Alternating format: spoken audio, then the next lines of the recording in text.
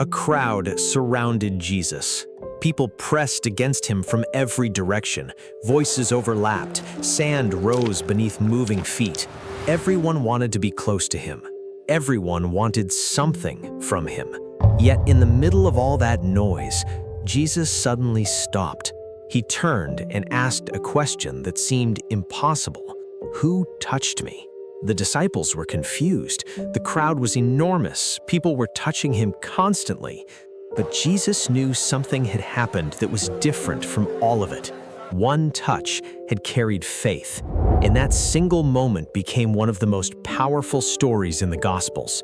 To understand why, we need to look past the miracle itself, because this story is not only about healing, it reveals something extraordinary about the heart of Jesus, what he pays attention to, and who he stops for. Hidden somewhere in that crowd was a woman. Scripture never records her name, but God made sure her story would be remembered forever. For 12 years, she had suffered from a continual blood flow. 12 years. Think about that for a moment. 12 years is not a rough season. It is not a temporary struggle. It is a significant portion of a person's life, spent in weakness, disappointment, and wondering whether anything would ever change. The Gospel tells us she had spent everything she had on physicians. She pursued every solution available to her. She invested her resources. She invested her hope. But instead of improving, her condition became worse. Imagine waking up every morning, believing that maybe today would be different, then going to sleep each night carrying the same burden, again and again for over a decade. Yet her suffering ran deeper than physical pain. Under the law of Moses, continual bleeding made a person ceremonially unclean. Anyone who touched her became unclean. Anything she touched became unclean. This created distance, isolation.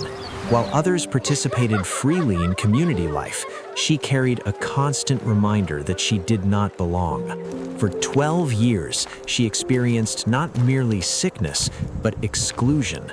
Many people understand physical pain, but there's another kind of pain that cuts differently. The pain of feeling invisible, of waking up in the same conditions so many mornings that the condition starts to feel like your name. Perhaps that was her deepest struggle. Not merely what she suffered, but who she believed she had become. Then, one day, she heard about Jesus. News about him had spread across the region. People spoke about miracles, about authority, about a man who healed the sick and welcomed those others had written off. Somewhere in the middle of those reports, something shifted inside her. Maybe this time would be different. Then, she made a decision that would change everything. She said within herself, "If I only touch his garment, I will be healed." Notice the shape of that statement. She did not say, "I might be healed." She believed. Before anything changed physically, something had already changed internally. This is one of the most remarkable moments in the story, because faith often moves before evidence appears. It trusts before circumstances shift, and that's exactly what she did. The crowd was dense, movement was difficult, yet she kept moving, step by step, closer, until finally she reached him. She stretched out her hand and touched the edge of his garment. Only a moment, only a simple touch, yet immediately the bleeding stopped. 12 years of suffering ended in a single instant. What doctors could not accomplish, what money could not purchase, what time had not healed, Jesus resolved in a moment. But the story doesn't end there. Jesus stopped. In a moving crowd pressing against him from every side, he stood still. Who touched me? The disciples could not follow his logic. Everyone was touching him. But Jesus was not asking about ordinary contact. Hundreds had touched him physically. This woman had reached him differently. Not with curiosity, not with proximity, but with trust. There's a real distinction there worth sitting with. It's possible to be physically near Jesus and still miss him entirely. The crowd surrounded him. She depended on him. And that made all the difference. When she realized she could no longer stay hidden, Fear filled her. Trembling, she stepped forward. Everyone was watching. Everyone was listening. The secret was now public. Yet she stepped forward anyway and told the entire story. The years, the disappointment, the hopelessness, the touch, what happened after. And Jesus listened. What happened next is where the story quietly deepens. Jesus already knew she had been healed, so why stop? Why call her out publicly? Because he wanted to give her something greater than physical healing. He wanted to restore her in front of everyone who had kept their distance from her for 12 years.